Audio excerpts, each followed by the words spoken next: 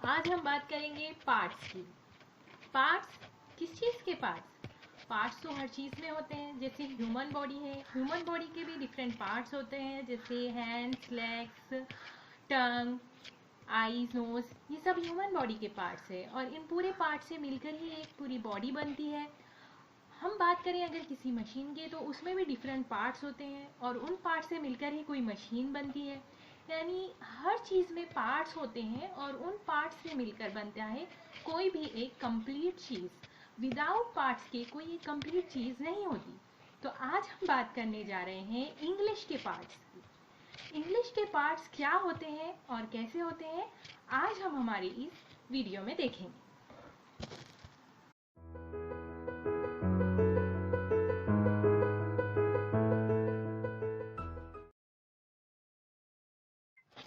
English के जो parts होते हैं हम उन्हें कहते हैं पार्ट्स ऑफ स्पीच। और पार्ट्स ऑफ स्पीच से ही हम बनाते हैं सेंटेंसेस और इन सेंटेंसेस से ही बनती है पूरी इंग्लिश। तो सबसे इम्पोर्टेंट जो चीज़ होती है वो होती है पार्ट्स ऑफ स्पीच, जो बहुत ज़्यादा हार्ड नहीं होती है, बहुत ईजी होती है, बस इसे समझने की ज़रूरत है। तो पार्ट्स ऑफ स्पीच कितने होते हैं? पार्ट्स ऑफ स्पीच टोटल 8 होते हैं। तो हम पहले पार्ट्स ऑफ स्पीच का इंट्रोडक्शन देख लेंगे, फिर बाद में हम देखेंगे कि उसे कैसे यूज़ करते हैं। सबसे पहला जो होता है वो होता है noun, pronoun, adjective, verb, adverb, preposition, conjunction and interjection. ये 8 है पार्ट्स ऑफ स्पीच। और इन पार्ट्स ऑफ स्पीच की हेल्प से हम बनाते हैं कोई भी सेंटेंस। सबसे पहले हम देखेंगे कि नाउन। नाउन किसे कहते हैं? नाउन कहते हैं नेमिंग वर्ड्स। जितने भी नेमिंग वर्ड्स होते हैं वो पूरे होते हैं noun. All naming words are called noun.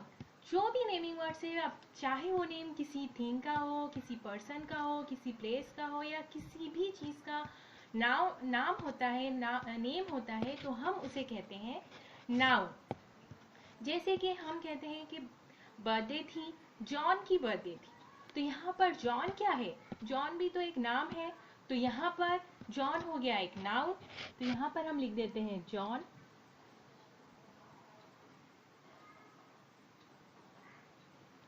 John की बर्थडे थी, तो उसने बर्थडे में क्या किया जाता है? बर्थडे में क्या कट किया जाता है? केक कट किया जाता है। तो केक क्या हो गया? केक भी एक नेम है, तो हम कहेंगे कि केक भी एक नाउन है। तो यहाँ पर हो गया केक। केक किसी एक चीज़ का नाम होता है, तो यहाँ पर केक हो गया एक नाउन। अब केक कट किससे किया जाता है? केक कट किससे किया जाता है? नाइफ से कट किया जाता है। तो नाइफ भी किसी का नाम है, तो ये नाइफ भी एक हो गया नाउन।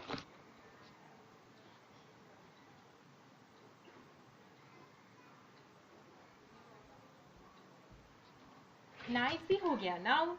तो इस तरीके से चाहे वो किसी चीज़ का हो, किसी जगह का हो, या किसी भी तरीके का नाउन हो, जैसे गार्डन है, पार्क है, या फिर किसी इमोशंस के नेम को भी हम नाउन ही कहते हैं, जैसे कि हेट, लव, ये तमाम जो इमोशंस के नेम होते हैं, तो नेम तो हो गया नाउन। तो इसीलिए हर नेम को हम कहेंगे नाउन। तो जिस तरीके से एक घर में सबसे ज़्यादा इम्पोर्टेंट रोल किसका होता है? सबसे ज़्यादा इम्पोर्टेंट रोल होता है फादर का। तो उसी तरीके से पार्ट्स ऑफ स्पीच में से सबसे ज़्यादा इम्पोर्टेंट होता है वो होता है नाउन।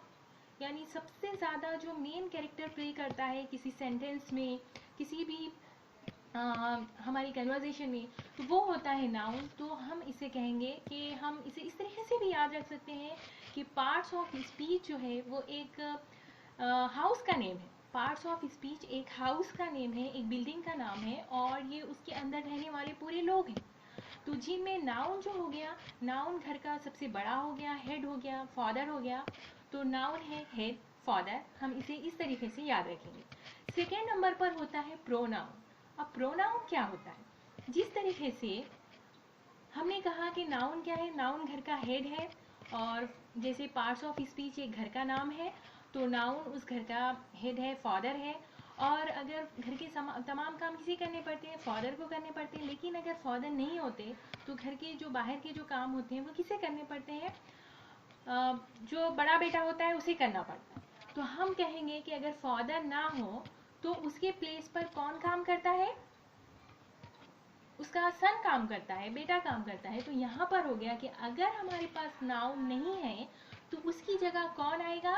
उसकी जगह आएगा प्रोनाउन। अब प्रोनाउन कब आता है ये तो हमें समझ में आ गया कि जब नाउन नहीं आता, जब नाउन नहीं होता तो उस वक्त आता है प्रोनाउन। अब हम प्रोनाउन यूज क्यों करते हैं और प्रोनाउन कौन से होते हैं? जैसे हमने बताया कि नाउन बहुत ज़्यादा यूज़ किया जाता है। जॉन एक नाम है, केक, नाइफ और गार्डन, पार्क, एयर और बहुत सारी चीज़ें हैं जो पूरे नेम में नेम होते हैं। जितने भी नेमिंग वर्ड्स होते हैं वो पूरे होते हैं नाउन। जैसे कि एक पेन है तो ये भी एक नाउन हो गया, और इस तरीके से बहुत सारे नाउन हो जाते हैं। तो हम नाउन को हटा के प्रोनाउन क्यों लेते हैं? अगर हमने बार बार नाउन यूज़ किया तो कैसे हो जाता है? देखो, John is a very nice boy, John study in a 6th class, John has so many friends. तो जब हम बार बार एक नाम रिपीट करते हैं तो जो स्पीकर होता है वो बहुत ज़्यादा फ्लुएंटली स्पीक नहीं कर सकता, यानी वो बहुत ज़्यादा जल्दी जल्दी बोल नहीं सकता, वो अटक जाता है। और जो लिसनर्स होते हैं वो भी बार बार एक ही नाम सुन के बोर हो जाते हैं, यानी रिपीटेशन से बोर हो जाते हैं। इसलिए हम क्या करते हैं कि एक को बार बार यूज़ नहीं करते, एक नाम को बार बार यूज़ नहीं करते, बल्कि उसके बजाय कुछ दूसरा यूज़ कर लेते हैं, उसे कहते हैं प्रोनाउन। तो यहाँ पर अगर किसी लड़के के नाम के बदले अगर हमको कुछ यूज़ करना है तो हम यूज़ करेंगे ही। अगर किसी गर्ल के नेम के बजाय हमें कुछ यूज़ करना है तो हम यूज़ करेंगे शी। और अगर किसी नॉन लिविंग थिंग के नेम के बजाय अगर हमें कुछ यूज़ करना है तो हम यूज़ करेंगे इट। और बहुत सारे, जैसे चिल्ड्रन, चिल्ड्रन सिंगुलर हुआ या प्लूरल हुआ, चिल्ड्रन यानी बहुत सारे बच्चे, तो हम उनके लिए यूज़ करेंगे दे। तो या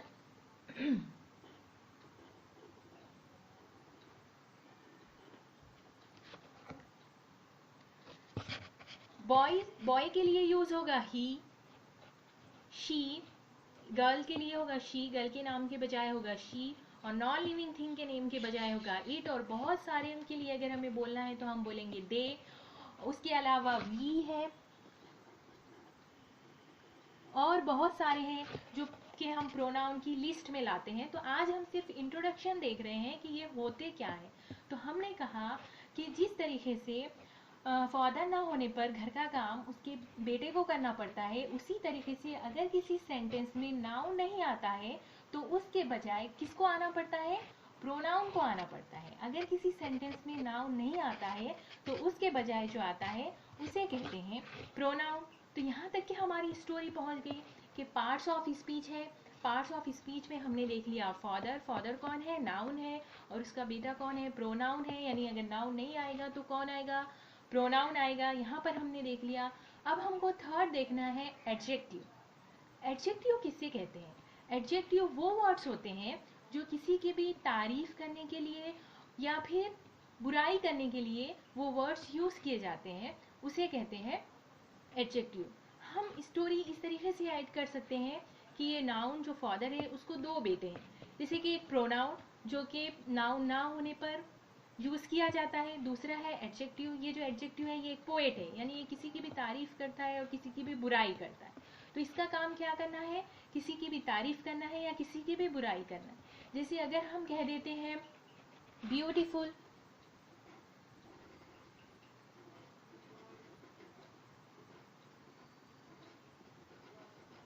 हम कह देते हैं ब्यूटीफुल, तो ये हो गया एडजेक्टिव।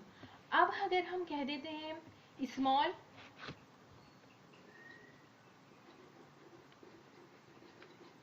ये भी एडजेक्टिव हो गया।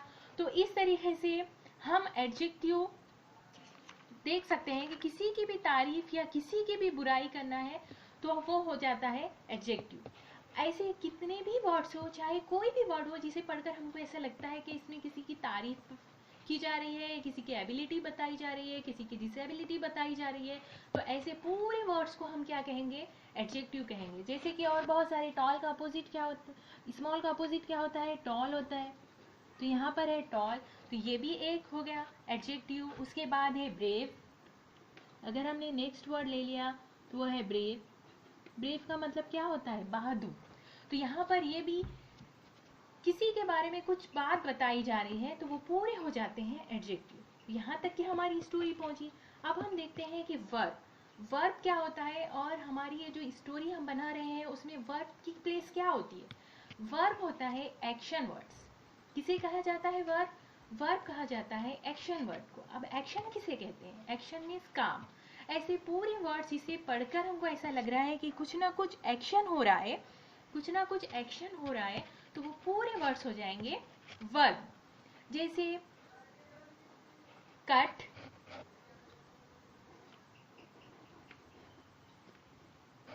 राइट, राइट मीन्स लिखना, रन,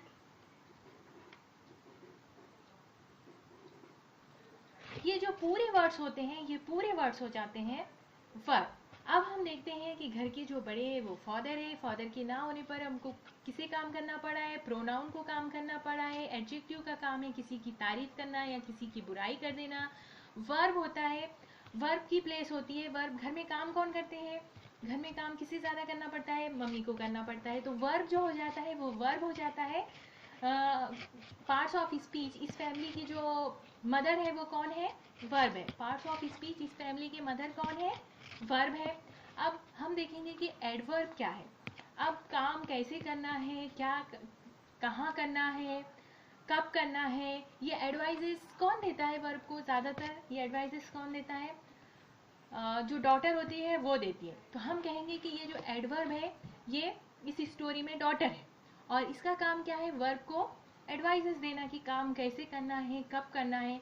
तो वर्ब कैसे होगा, कब होगा, कहाँ होगा, ये बताने वाला जो वर्ड्स होते हैं उन्हें कहते हैं एडवर्ब। जैसे कि slowly,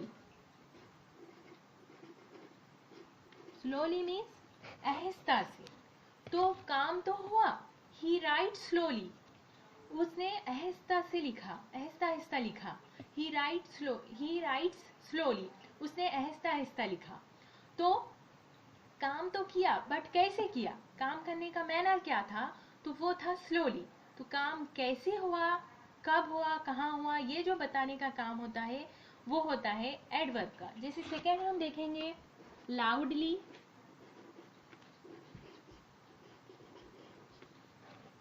he speak loudly, he speaks loudly, वो जोर से बोला। मतलब जोर से बोलना, ये क्या हो गया, बोलना तो है बट कैसे, जोर से, लाउडली। तो यहाँ पर जो लाउड, ये वो जो वर्ड्स यूज किया गया है, तो ये हमको बताता है कि वर्ब तो हुआ बट कैसे हुआ, ये हमको बताने का काम करता है लाउडली।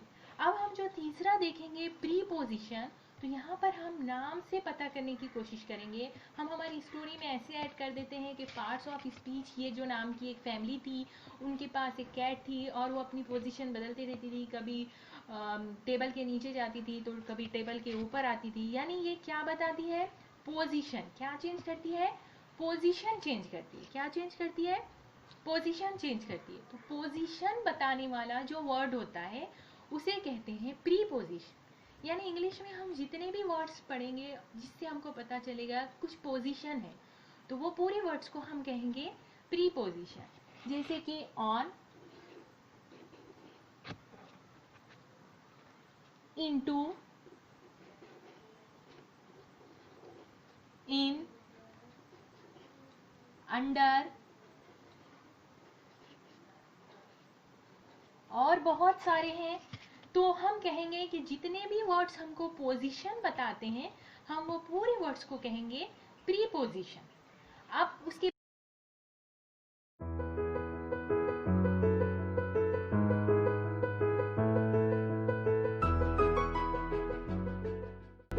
देखिए कंजक्शंस क्या होते हैं। कंजक्शन वो होते हैं जो किसी दो वर्ड्स को या टू सेंटेंसेस को जोड़ने के काम करते हैं, हम उन्हें कहते हैं कंजक्शंस।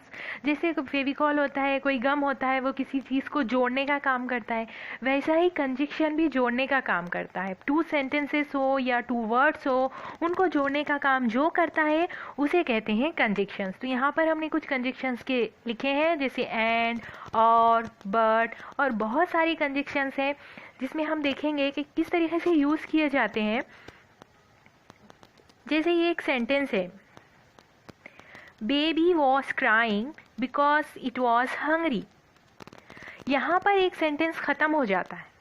बेबी वॉज क्राइंग, यहाँ पर एक सेंटेंस ख़त्म हो जाता है, और इट वॉज हंग्री, ये भी एक पूरा कंप्लीट सेंटेंस है। इन्हें जोड़ने वाला जो वर्ड होता है वो है बिकॉज। तो यहाँ पर बिकॉज क्या हो गया, कंजक्शन हो गया। अब यहाँ पर सेकेंड इसमें हम देखेंगे जॉन एंड रानी। जॉन एक नाउन है, रानी एक नाम है, दोनों को जोड़ने के लिए कौन सा वर्ड यूज़ किया गया है, एंड यूज़ किया गया है, तो यहाँ पर हो गया एंड कंजक्शन। तो इस तरीके से जितने भी वर्ड्स इंग्लिश में दो सेंटेंसेस को या टू वर्ड्स को जोड़ने के लिए यूज़ किए जाते हैं वो तमाम होते हैं कंजक्शन।